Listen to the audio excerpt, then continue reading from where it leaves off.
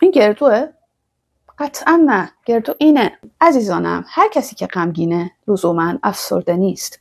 هر کسی که نظم و ترتیب زیادی داره لزوما OCD نداره. کودکی که یه مقدار شیطنت داره یا بزرگسالی که نقص توجه لزوما ADHD نیست. فردی که در تعاملات اجتماعی مطابق با استاندارد ما عمل نمی‌کنه لزوما در طیف اوتیسم نیست.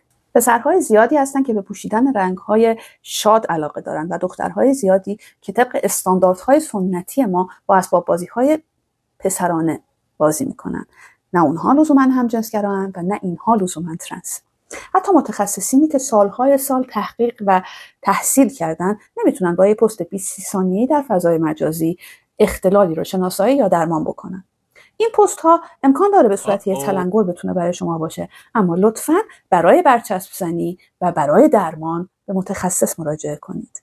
شناسایی و تشخیص تک تک این اختلالات و صدها اختلال دیگه نیازمند به جلسات متعدد روانکاوی و روانشناسی و شناسایی رفتار دقیق مغز، ساختار اون و عملکرد اون. این روزها داشتن یک اختلال و در جریان درمان صحیح قرار گرفتن خیلی خیلی بی دردسرتر و کم مشکلتر از زدن یک برچسبه که تا آخر عمر با شما خواهد بود و پایه علمی نداره. چند تا از این برچسب ها رو در کپشن نوشتم. اگر چیز دیگه به ذهنتون رسید لطفاً در کامنت ها برامون بنویسید.